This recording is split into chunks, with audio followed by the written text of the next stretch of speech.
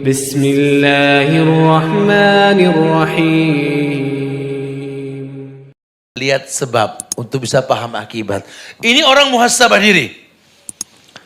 Dia berusaha kritisi.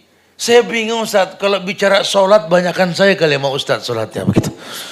Ngaji, ya Allah Ustaz, sampai Quran saya setahun ganti dat lecek, kebuka mulu. Tapi kok ada aja masalah. Jangan-jangan memang ujian, insya Allah ujian. Tapi kan juga mungkin saja ini merupakan azab yang Anda nggak tahu. Coba mulai muhasabah diri, apa yang kau perbuat? Jangan-jangan banyak orang kecewa dengan tingkah lakumu. Coba mulai muhasabah diri. Kamu orang yang nggak sadar, kamu manusia pasti berbuat salah. Karena kadang-kadang kita menganggap diri kita ini kayak saudaranya malaikat gitu loh. Ya Allah Ustaz, kalau anak ingat-ingat Ustaz, 2 tahun ini anak nggak pernah berdosa Ustaz. Ini yang begini nih, waduh. Nomor teleponnya minta bro. Masukin MBI. Ya nggak mungkin. Kullu bani Adam khata. Setiap anak Adam pasti punya salah. Setiap anak Adam pasti punya salah. Cuma dia nggak berasa kalau dia anak Adam berarti ini. Malaikat nggak mungkin beranak.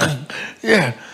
Anda pasti berbuat salah. Makanya Nabi pertontonkan yang maksum saja 70 sampai 100 kali dia beristighfar.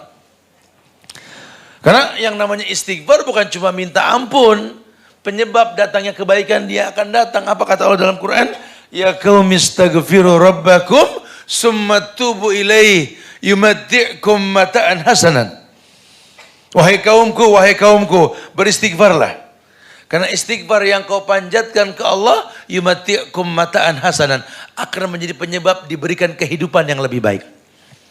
Nah, kehidupan yang lebih baik kan akhirat. Walal akhiratu khairul laka minal ula. Masya Allah. Udahlah, saya nggak tahu umur sampai kapan nih. Saya pengen benar-benar punya amalan yang sering disampaikan.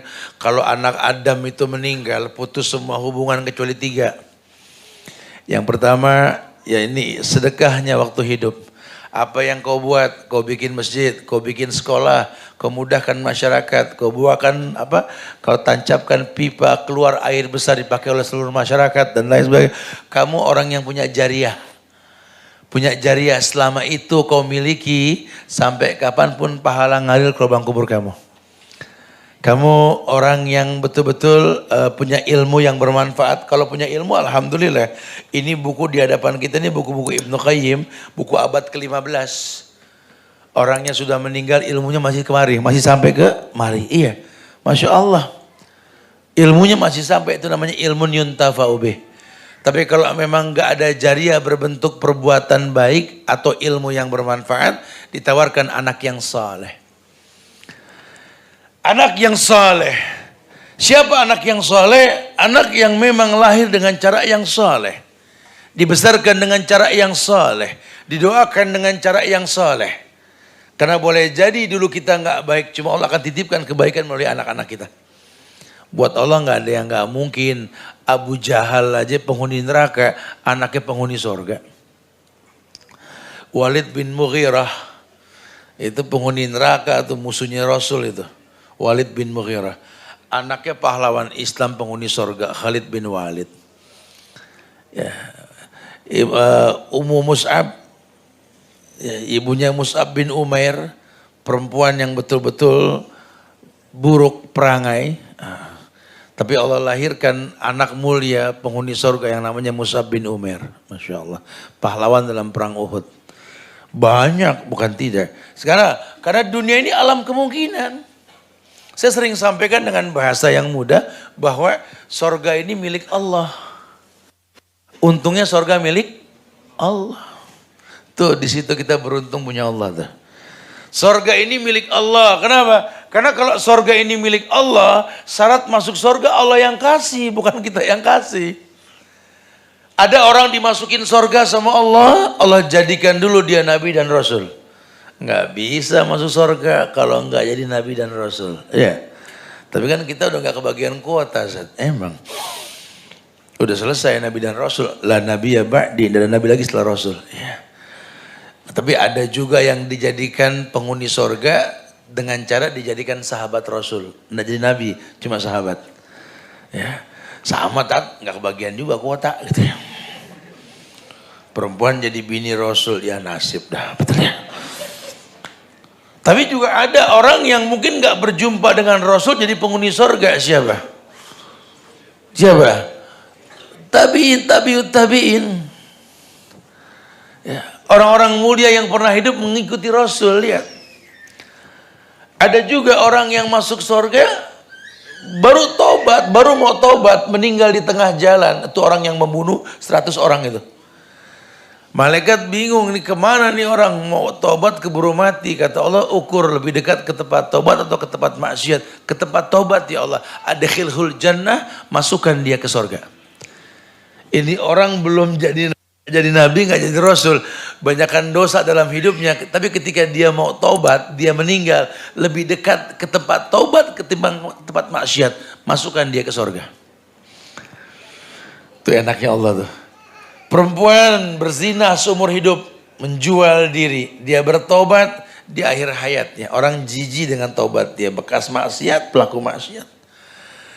Kebaikan dia cuma diterima oleh seekor anjing yang kehausan. Gara-gara ngasih minum anjing yang kehausan, Masya Allah, Allah masukkan dia ke surga. Coba, apa kita beli anjing aja ntar? Ya nggak usah begitu. Gitu. Ya nggak begitu bahasanya. Ya. Memang kadang-kadang begitu. Abu Hurairah begitu, dalam mimpinya dia dimasukkan ke surga oleh Allah. Kemudian ada yang bertanya, apa yang membuat engkau masuk ke surga, wahai Abdurrahman bin Sakhar? Kata dia, mungkin ibadah yang kulakukan. Nah, puasaku, sholatku tidak, ilmu yang kumiliki tidak, hadis yang kuhafal tidak. Ingat gak engkau ketika di Baqi al-Gharqad? Baqi al-Gharqad itu daerah Baqi Madinah. Ingat gak engkau di Baqi al-Gharqad? Kau pernah menolong seekor kucing yang kehujanan. Maka kau dikatakan Abu Hurairah, Masya Allah. Karena itu kau masuk surga. Subhanallah. Karena itu kau masuk surga. Ya.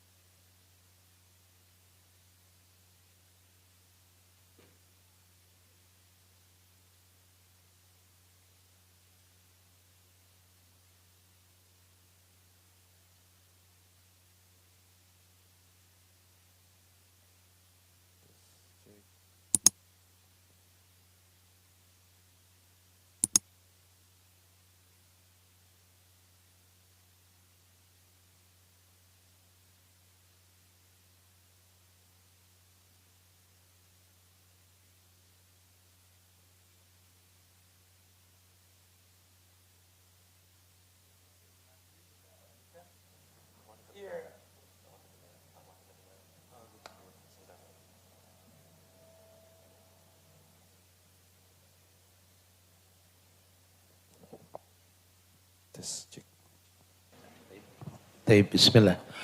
Iya. Maka dia mengadukan segala hajatnya kepada Allah. Dan dia meminta terbaik kepada Allah. Walaupun memang dia sadar seperti yang dikatakan Rasulullah SAW dari sahabat Abu Sa'id Al-Khudri. Ma min muslimin yad'u bida'watin laisa fiha ismun wala qati'atur rahim illa a'tahu Allahu biha ihdat salas. Kata Rasul, tidaklah seorang muslim memanjatkan doa kepada Allah, maka yang terjadi satu di antara tiga kemungkinan. Yang pertama, yakni imma an tu'ajjala lahu da'watuhu. Imma an tu'ajjala lahu da'watuhu. Kemungkinan yang pertama, Allah akan jawab doa yang dia panjatkan. Langsung, tu'ajjal. Cepat. Jadi optimis kalau minta dijawab langsung. Cuma biasanya kalau yang begini ini kemasan doanya itu memang yang dibutuhkan, bukan yang diinginkan. Kadang-kadang kita belum minta bisa keturutan karena memang kita butuh, bukan pengen. Ya Allah, ngeliat anak-anak perempuan naik angkot, naik bis begini, campur dengan yang bukan mahram, ya Allah. Andai punya kendaraan bermotor, ini bisa ngantar mereka, ya Allah. Biasanya cepat tuh. Karena memang dia butuh.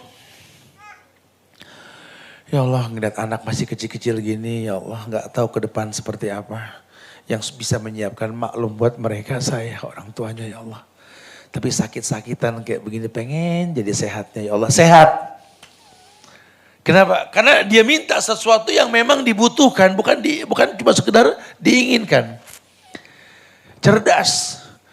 Ya Allah, kedepannya seperti apa Indonesia, ya Allah. Kalau di atas koruptor ini, Masya Allah. Kalau di sebuah negeri kita melaporkan keburukan, malah yang melapor ditangkap, berarti kan sudah keburukan yang menguasainya. Ya Allah, ini kalau umur saya sampai besok, anak dengan siapa ke depan, ya Allah. Jaga negeri ini, ya Allah. Jangan sampai berpecah belah, ya Allah. Semoga anak bangsa selalu akur ke depannya, ya Allah. Dijabah. Artinya yang memang dia panjatkan, yang memang dia butuhkan, bukan cuma sekedar ingin. Ya Allah, pengen betul-betul menatap pemandangan paling indah di muka bumi ini. Allah, menatap Ka'bah, menatap wajah orang tua. Mumpung mereka masih ada.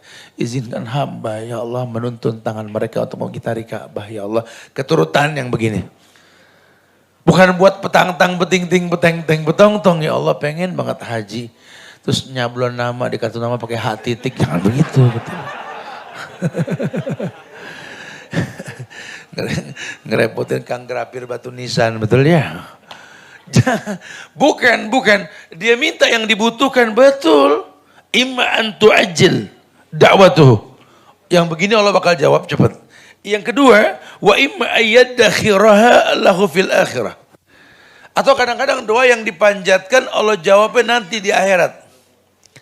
Kenapa? Karena stok amalnya dikit. Kalau mati gak ada yang dia banggakan di padang mahsyar. Allah tunda.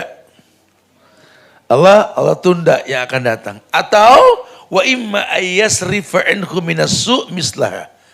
Atau Allah jadikan yang dia panjatkan itu diganti dengan tolak bala dari keburukan. Makanya dia nggak bosan berdoa, dia baca zikir pagi petang, nggak pernah dia tinggalkan itu. Allahumma inni as'aluka al-afwa wal afiyata fid dunya wal akhirah. Allahumma inni as'aluka al-afwa wal afiyata fid dini wa dunyaya wa mali wa ahli. Allahumma astur aurati wa amin ra'ati. Oh, dan seterusnya.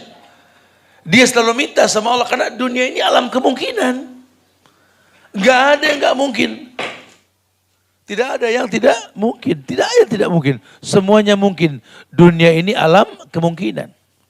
Makanya kalau sudah pakai bahasa alam kemungkinan, dia serahkan semua sama Allah. Lisannya bahasa mengatakan la haula wala quwata illa billah.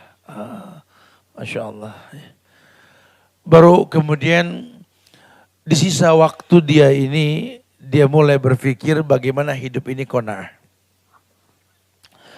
Hidup ini harus qanaah. Qanaah itu artinya merasa cukup. Karena kita uang banyak, harta berlimpah ruah, lambung kita mirip, betul. Bisa kita beli semuanya, bisa lah uang punya uang. Bisa kita makan, bisa lah uang punya mulut. Cuma kan lambung kita ukurannya sama. Maka saya suka bilang sama teman-teman kalau habis makan gitu tuh, Ya selesai sepiring cuma segini dunia gitu loh. Yang gara-gara ini ribut antar keluarga, adik kakak nggak tegur.